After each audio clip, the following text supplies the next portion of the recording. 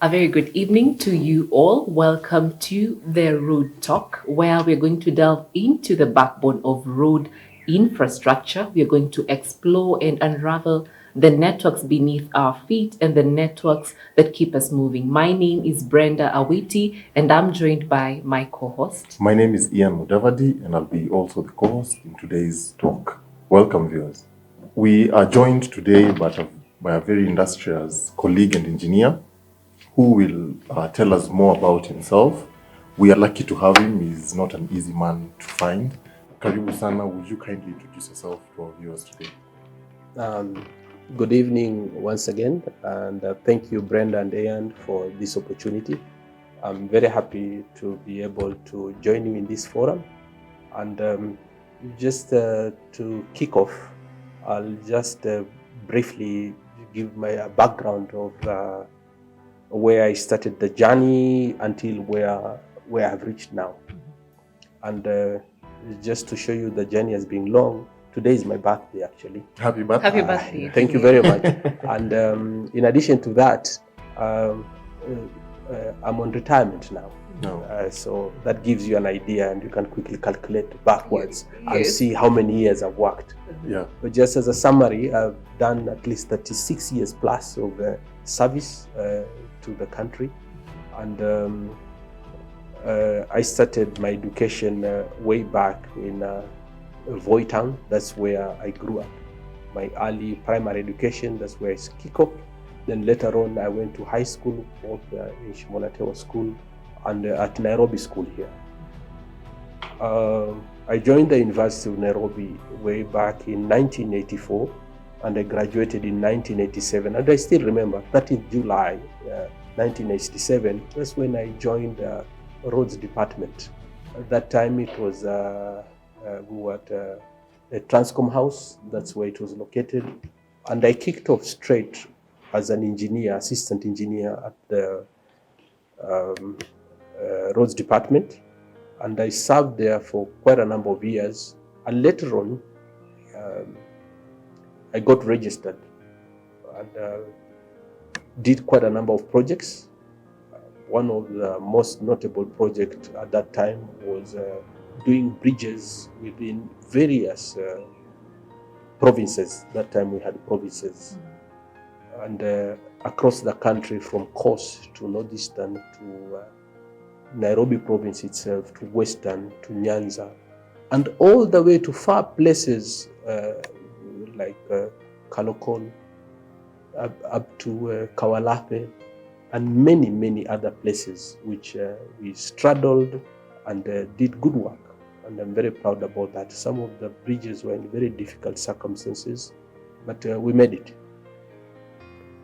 Along the way, I also got the opportunity to supervise the road all the way from Lerata. Lerata is a place just after Archer's Post, a few kilometers from Archer Post.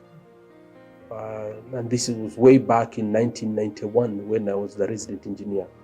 We did the stretch from Lerata all the way to Wamba, to Kisima, to Suguta Marmar, Suguta Muge, and then we climbed to Tangulu Bay and coming back all the way to the junction going to Loruk at B4. This is a road that was funded by KFW, and it was about 250 plus kilometers. Actually, I think it was 254 kilometers, the total length. We opened that area, and later on, I also was involved in the rehabilitation of the Athi River all the way to Namanga. It was about 140 kilometers. This is a project that was executed, was funded by African Development Bank. And we did it so well. I'm very proud about that project because it stood the test of time. And until recently, when we were in Kenha, that is when the project now was revisited. And in all these projects, we made sure that the design of the pavement, the design of the road itself provided value for money. And what I mean by that is that the solution was fit for purposes. We made sure that you are not over designing or over providing unnecessarily. Everything was optimal. And during that period when we were the roads department, I do recall very well, we had a very powerful department of planning. It was elevated. In fact, the head of when I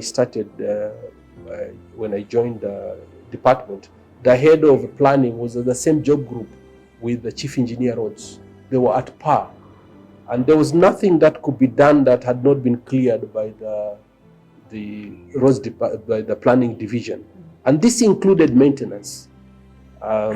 So good lessons there. And the power of it, you could see the solutions that were being deployed were always focused on creating maximum value. And it's a testament to those who were of that time, they do recall that. And after the River Namanga project, I also did many other projects involved in many other schemes, but notably also is the Masalani Bridge. At Masalani Bridge, I was involved in the design and also the supervision, and I did the project up to the level all substructures. That means the piling, and this was a very rare technology of the time, but we did it successfully, including the testing of the same. Of course, I had other engineers who were helping me, other technicians helping me, and it was a contractor, local contractor who did it. And this was Associated Construction Company.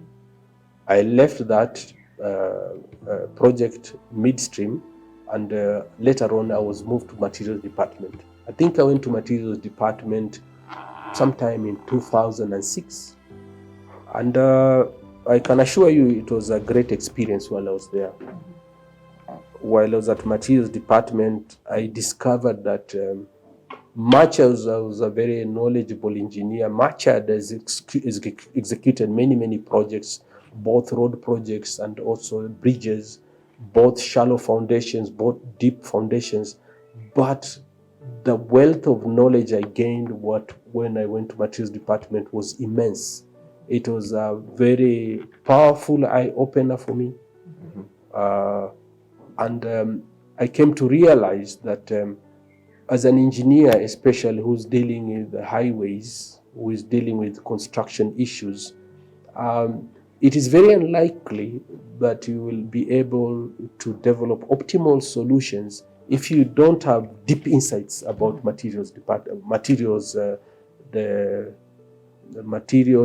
testing, that the practical theories on how to design a pavement or a road efficiently using the data available, and how even actually to collect that data, how to evaluate roads that are existing, and coming with optimal solution on how you can rehabilitate them. For example, just to emphasize on that, there are many roads which I've seen that the solution is to go and reconstruct it entirely. But you lose so much when you just do it without having done proper studies, because in many instances, you could have just strengthened the pavement. And that way you'd have preserved the structure that is there, take advantage of the consolidation of the pavement that and the soils that has happened over the years by many passes of the traffic that have passed there.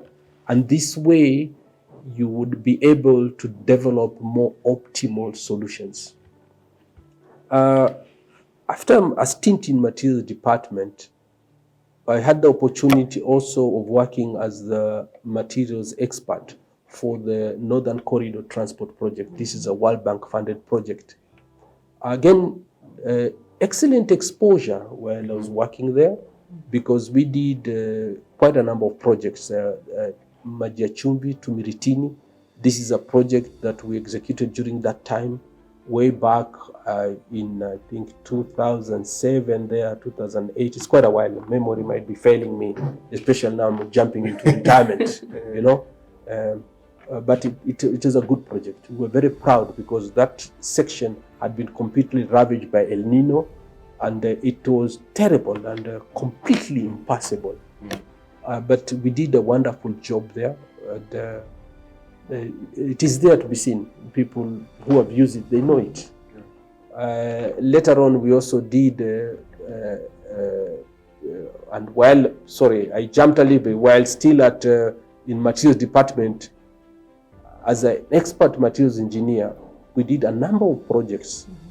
Sultan Hamdu to Mtitwandei. This road up to now still stands firm, and it is excellent. The pavement structure from an engineering perspective is still solid, thanks to the excellent engineer that was applied there. Proper studies, proper evaluations, and analysis, and to date, it is standing. Considering the amount of traffic. Considering the amount of the entire traffic that passes through that corridor, especially originating from the port or destined to the port, passes through the 140-kilometer stretch, and yet when you go there, the road is still standing up to now. So with the Majachuvi Miritini executed, then many other World Bank projects executed under my watch, including the Sultan Hamdu all the way to Machakos Junction, all the way to Athi River, actually up to JKIA here. These were done under the World Bank under separate packages. So you can see quite a bit of work that has gone in there. And at some point now, while still at materials department, Kenha came into being. And that was, I think, around 2009, because of the enactment of the Road Act 2007, I think. The three authorities were formed. Before you get Yes. to Kenha, Yes. you seem passionate and very passionate about your profession. Yes. But there's more to it behind the engineer. We'd like to know, before we say Engineer Mwawasi, who is Stanley Mwawasi? Tell us about you before becoming the engineer you are today. I schooled in Voi. That is where I was born. And that is where my childhood was formatted. And I would like to give you a picture so that you can have a peek. I come from a family who are traders. My father, peace be upon him, he passed on 7 years ago. He was a trader. And the surrounding, we had a multicultural, multi-ethnic community. So I grew up with the Indians, many Indians, actually very many Indians. Just for your information, for example, Voi is one of the few places where you'll find a crematorium. This is rare.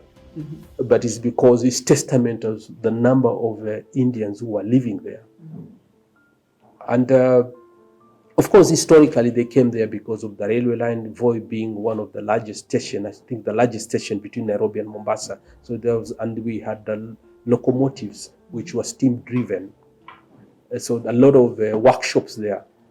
And because of the interactions, in addition to that, we had the Sisal estates surrounding. In fact, one of them is Voi Sisal estate. So we had different communities who were living there, the Luos, the Kikuyus, the Kambas, really multi-ethnic. And the primary school I went to, again, I went to my childhood primary with different ethnic groups. And also from my early ages, I was very, very, from nursery actually.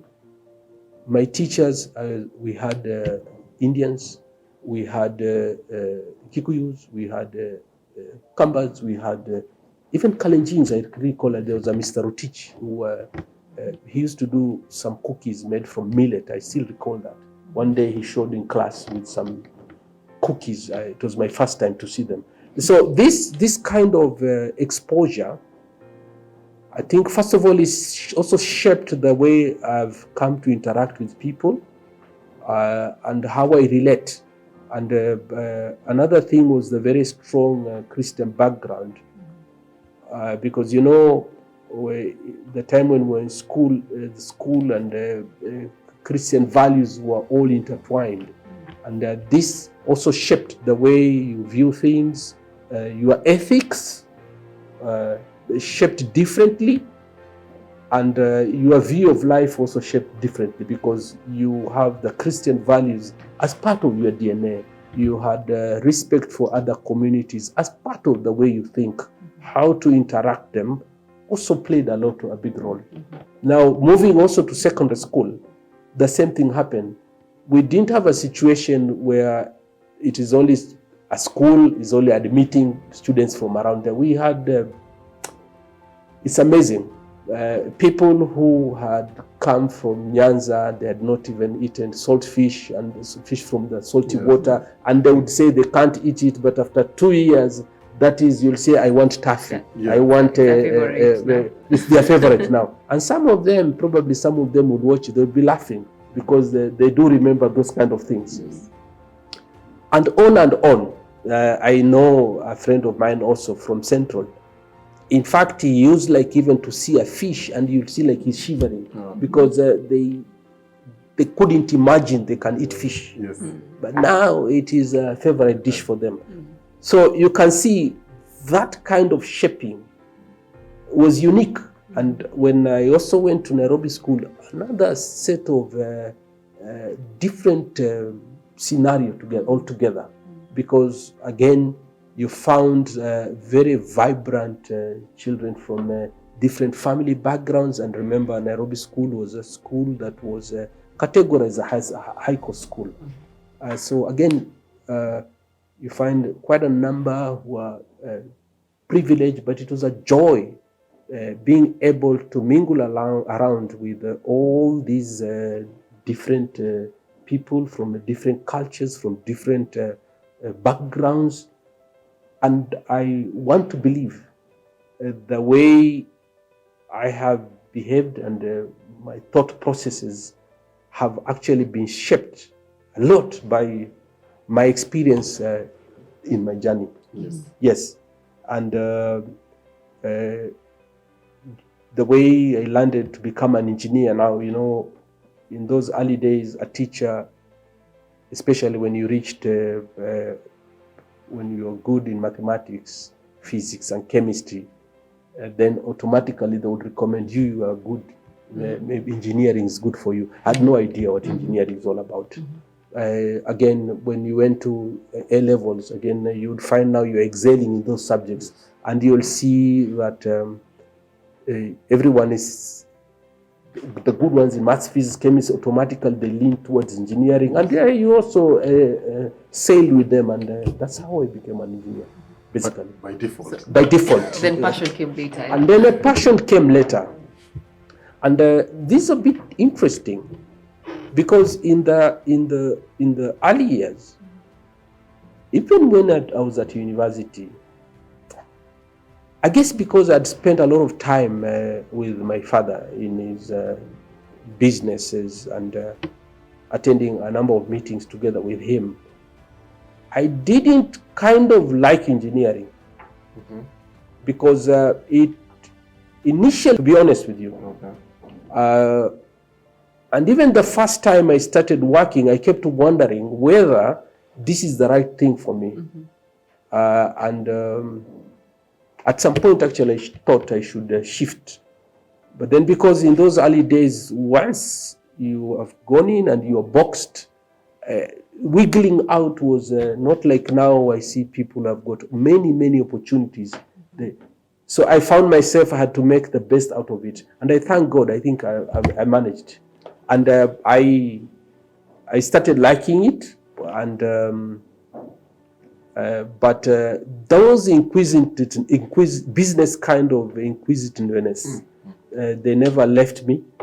And I always, when there is a challenge, I also love looking at the numbers behind it, especially numbers regarding we are spending so much. Could we do it better?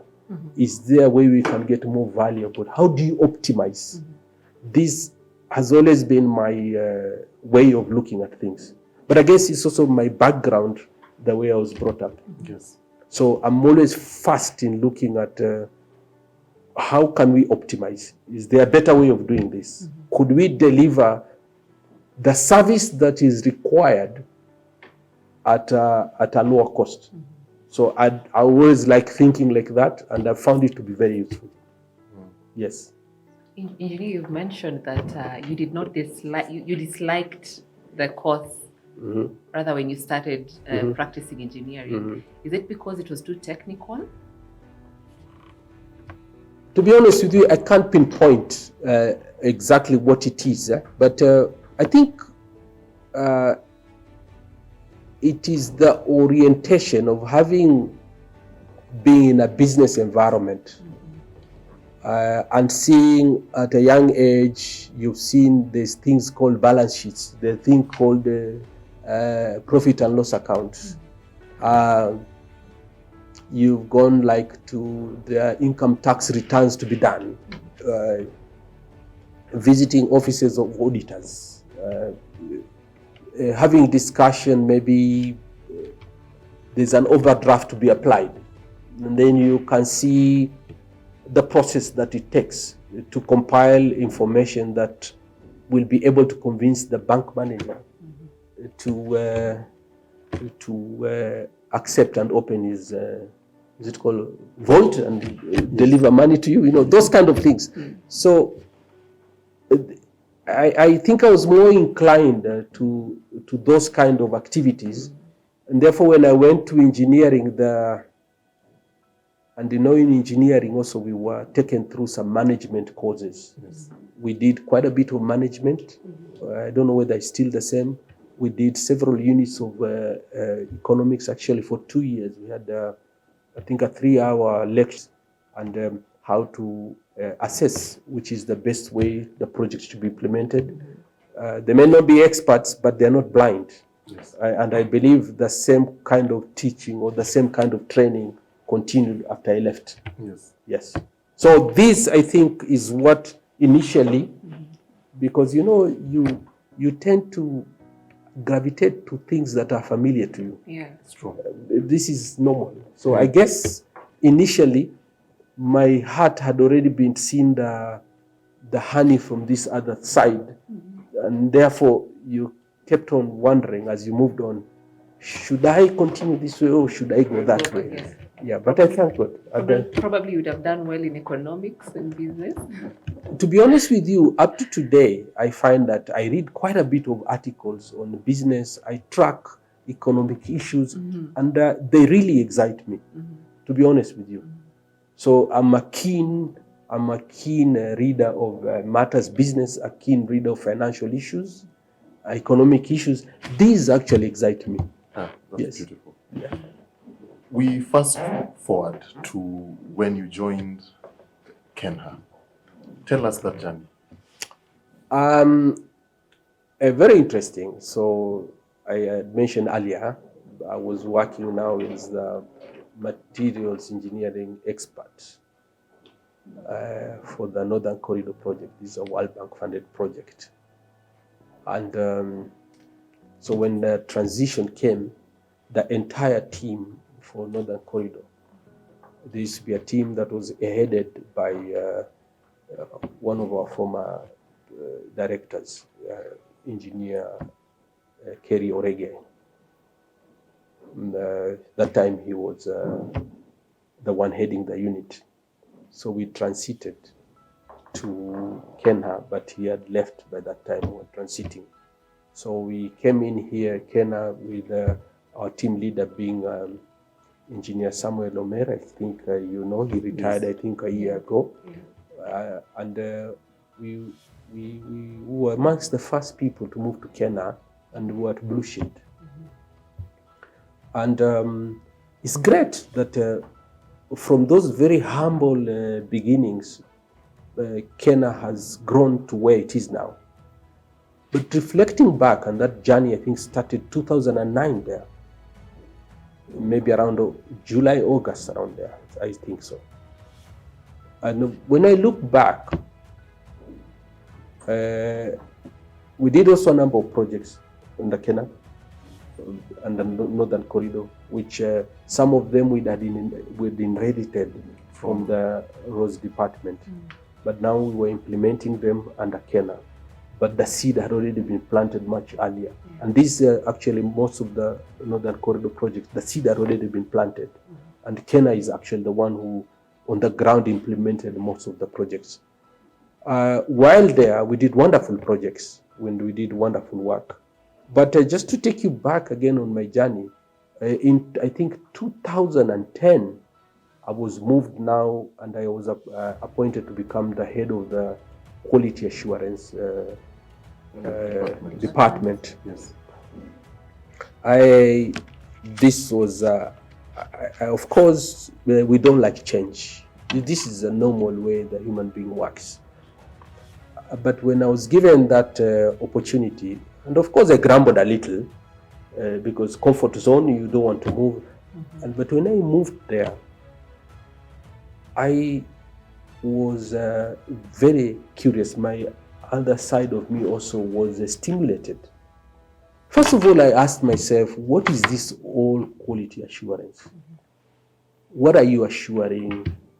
And because I had not had any training on quality assurance, and I was having very many questions, and where every time I went through the literature on what quality assurance is all about, I discovered again that I knew very little. And I discovered again that there was much more that the authority could do to get that quality right. And I did what I could do. First of all, I searched for the knowledge. I was thirsting to fully understand it. And eventually I decided, let me do a master's. I sponsored myself and I went to the University of Nairobi because they had a unit that was also dealing with quality assurance or quality management issues. On the broader side, quality assurance is a smaller subject under quality management. And I did my MBA, I think 2015 or thereabout, I think 2015. In my MBA, I concentrated on operations management. This again exposed me very, very widely to the depth of management issues.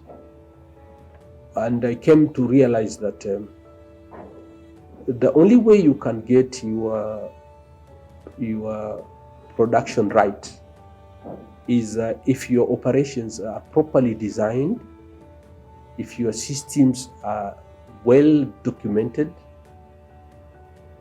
if your process flows are not, if I may say, spaghetti-like. Yes. That is the only way you streamline them, move away from the spaghetti situation, streamline them, and that is the only way you'd be able to optimize the outcomes. Now, also realize it's not just to say you deal. There's more to the management aspect itself. And I did what I could, but at the end of the day, it was clear that there's much more that remained to be done. And still it's a journey. Of course, Kenha has transited, has improved many processes, many systems.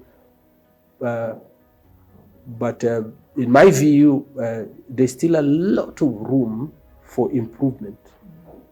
And if this is done, then we'll be able to significantly reduce the amount of waste. And why would this be important? It would be important because our role is to deliver quality roads at least cost. Yes. This is the key. Yes. Quality, sustainable road network at least cost. Now, this can't just be by chance. It has to be done systematically. It has to be done with a lot of thought so that you can optimize the resources, because resources are never, they're always limited. Yeah. And therefore, what you do is to optimize so that you are able to deliver that desired service at least cost, so that you can stimulate the economy as an enabler, because our key role, we want to enable the movement of goods and services and interconnection, social interconnection, etc. So to be able to do this in the most efficient manner, our operations might be thoroughly streamlined. And as part of streamlining the operations, also the quality system has to be robust. The risk management system has to be robust. And these are interlinked. There's a lot of interlinkages between the two. So this has to be right. And having said that, of course, we've done significant improvement. There's no doubt about that. But at the same time, much remains to be done, because it is a broad and a very well developed science on how to improve the operations. It is no longer something that by gut feeling, that this do it like that. No. It is data driven, and there are models which you can use to analyze different scenarios to enable you optimize what you deliver. So that opened my mind in a very profound way, and I was happy that I was given that opportunity, and we did the best that we could do. But subsequently, of course, there are changes. So I moved again to another department. I went back to construction division, which is it was a home for me. Yeah. Speaking of the construction division, Yes. You happened to have a stint, and you still are, in PPP. Yes. Tell us more about PPP. When it comes to PPPs, these are public-private partnerships projects. The thinking around the PPPs actually came about around 2015. Yes. And around that time, it also became obvious that we needed to tap the resources of the private sector so that we can expand our network. Relying only on exchequer, there was need to leverage so that we can do more with the resources that we are having. And the only way to do that was to bring in, tap into the private sector money. And the advantage of this is twofold. Number one, of course, apart from having more resources to do extra kilometers, there was also the technological advantages which they have, and also operational efficiencies which they have, which under normal circumstances would enable us to achieve more. Now, under Kenha, of course, the law had already been passed at 2013. The PPP Act was there, so there was a robust framework, and the regulations also had been passed. So there was a robust legal framework to enable do PPPs. And Kenha, at that time, there was a big project, the 10,000 kilometer road annuity program, which was covering several areas in the country. Tenders came, were floated. And in a nutshell, when the bids came back, or when the bids were received, it became apparent that there were challenges. And the key challenge was the pricing of the bids was, in many instances, was rather too high. And this largely was driven because our market did not understand the PPPs properly. I think also our local banks were not at that time also quite familiar with project financing of this nature. And this, of course, led to pricing that we saw at that time. The project was narrowed down to ensure that it succeed, and Kenha, we focused on only 3 projects. This is Lot 32, this is Lasiti Nchukini to Taveta, and the next project is Lot 3. This runs to from Abasweni to Samata, and from Ramu to Mandera. Now, then this project has not also, they have also have challenges. Yes. In terms of reaching financial close. But Lot 30, both lots have made significant steps, and we are still looking forward resolutions of the challenges so that they can be able to be executed. Now, going back, again, we had a program of the first mover projects under PPP framework. We had Sekonyali Bridge, we had the Thika Road, Nairobi Thika Road, we had Southern Bypass, and we had also Nairobi Nakuru Mau Summit. Again, these were projects that were floated were understudied, and transactional advisory went through, and we had and Nairobi Mombasa also. Those 5 projects. Now, these are projects that were well studied, that transactional advisory services were done.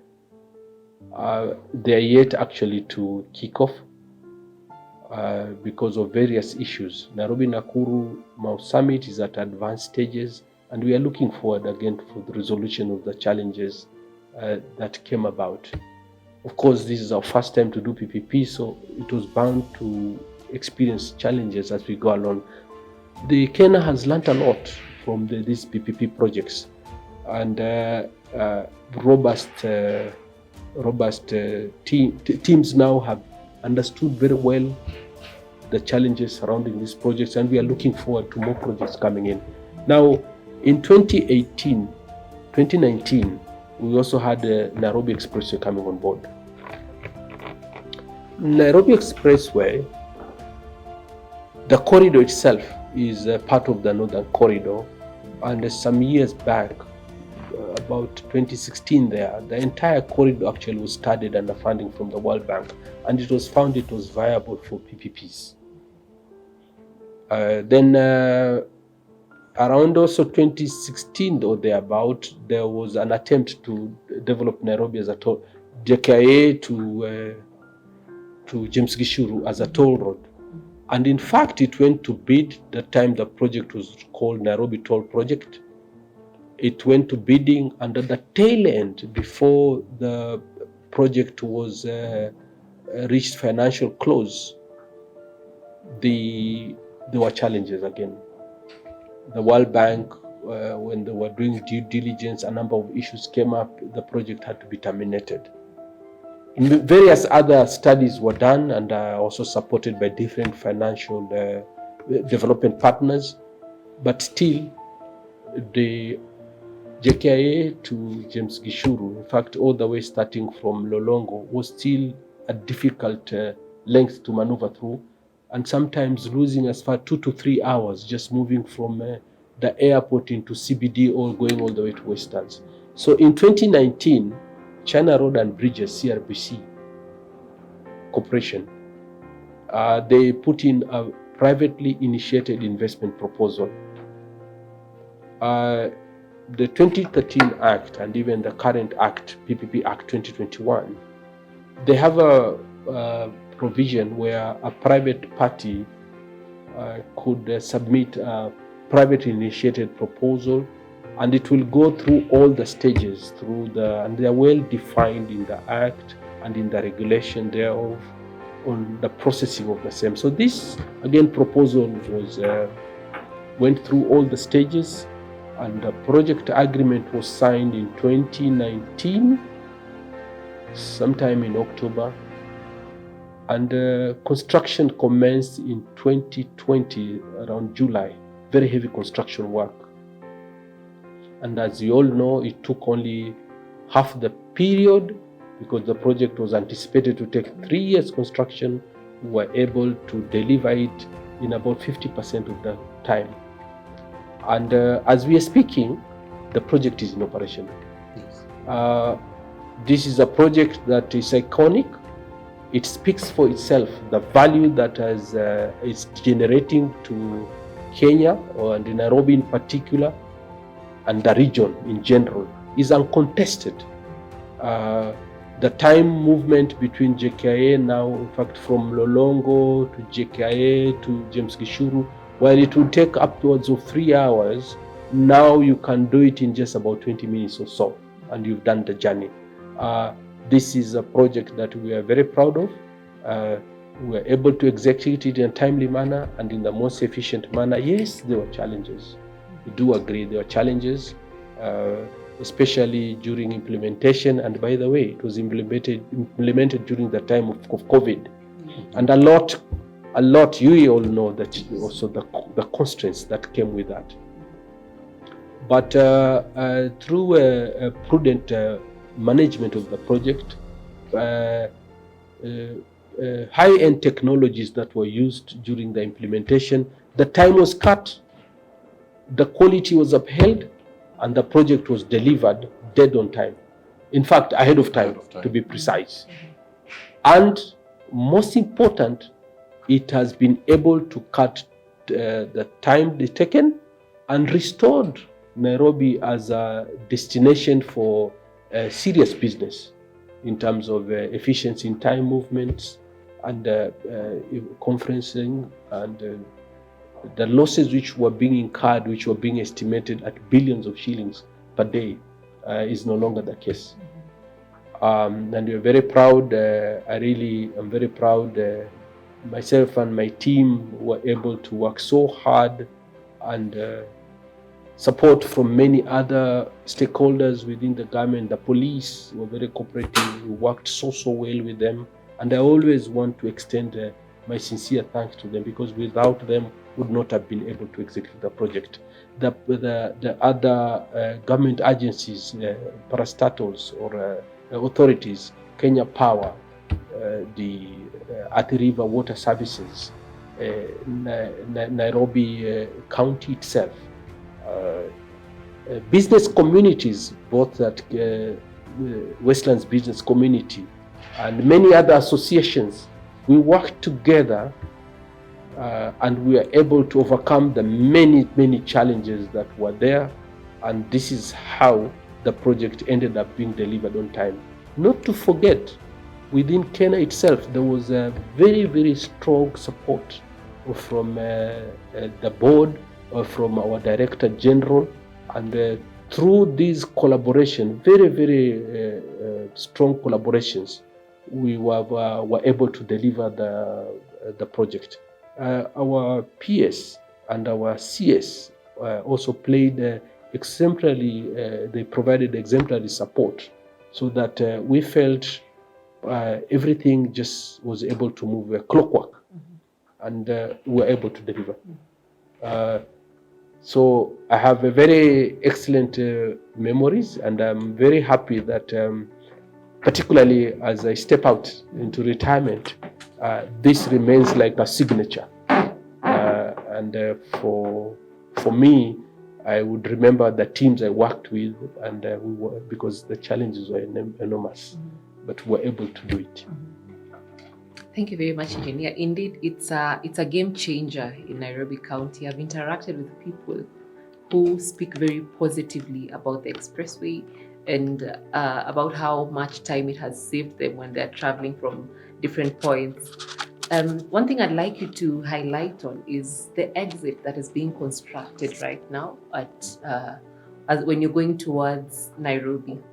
Many people are seeing it, but they don't know what's going on. Do you mind touching on that? Yes, that's a good point you've raised. As part of the expressway, there was to be an exit which would have facilitated public or traffic to exit into CBD.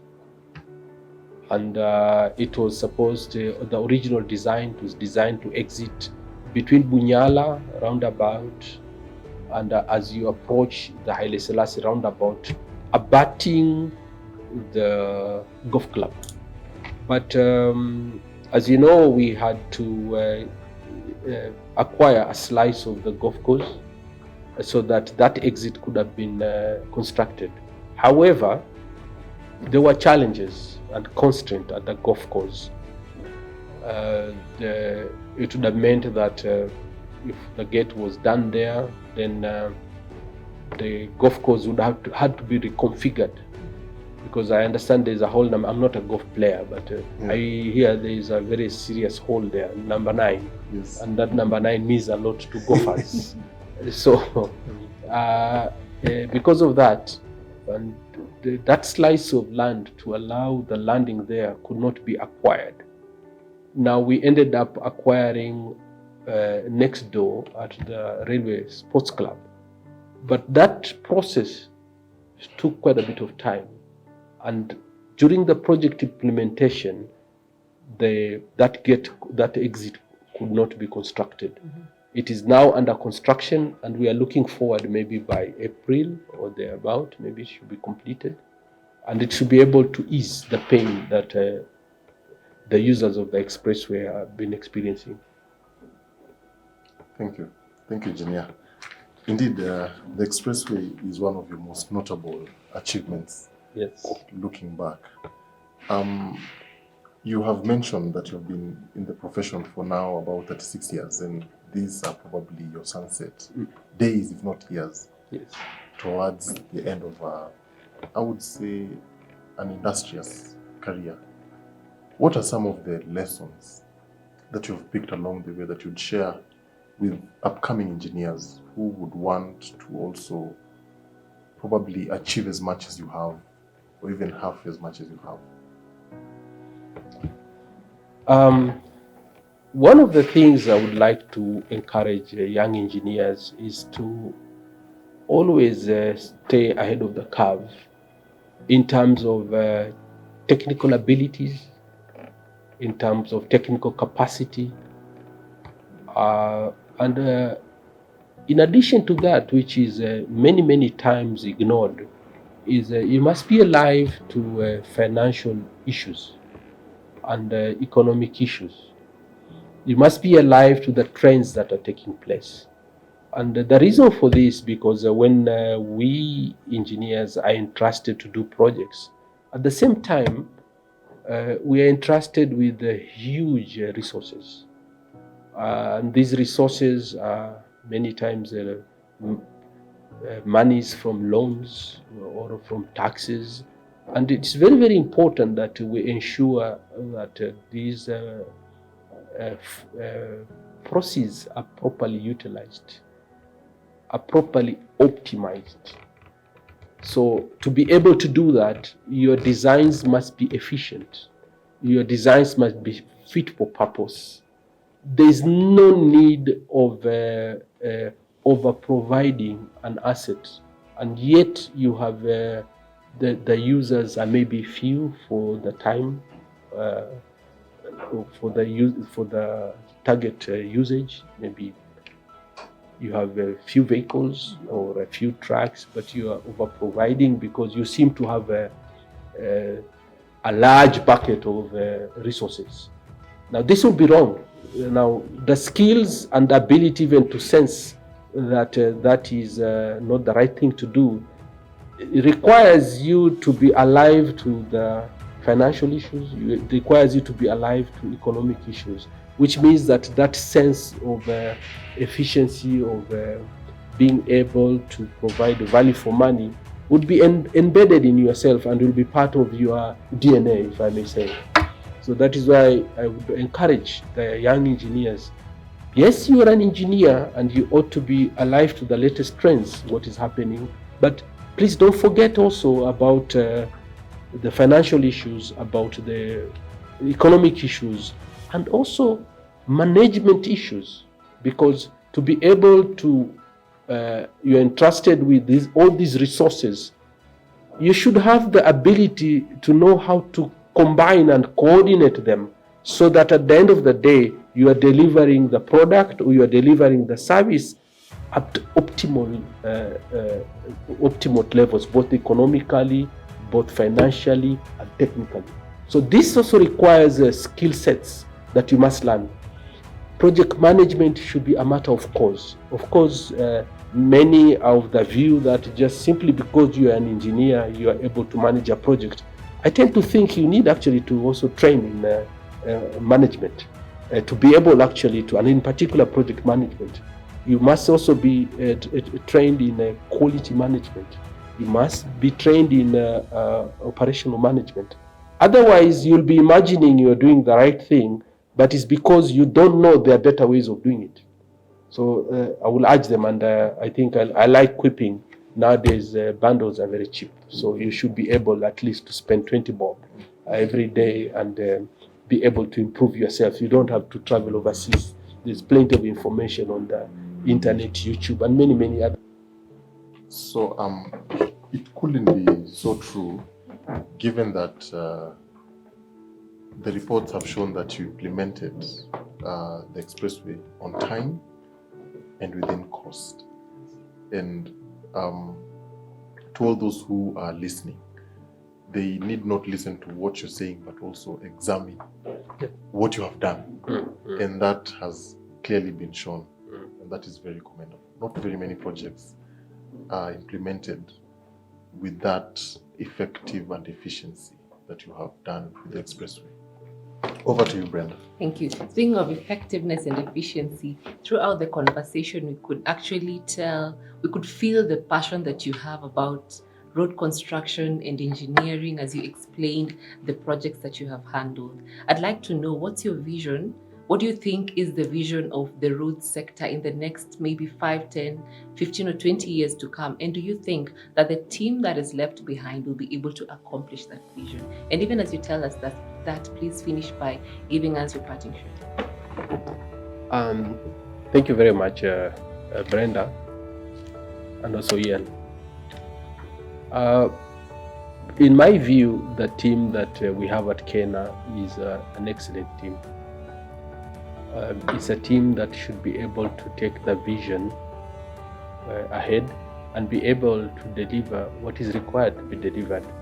And especially since we are focusing on Vision 2030, which intends to take us to become a middle-income country, I believe that the team is able and should deliver us to that vision in the most efficient manner.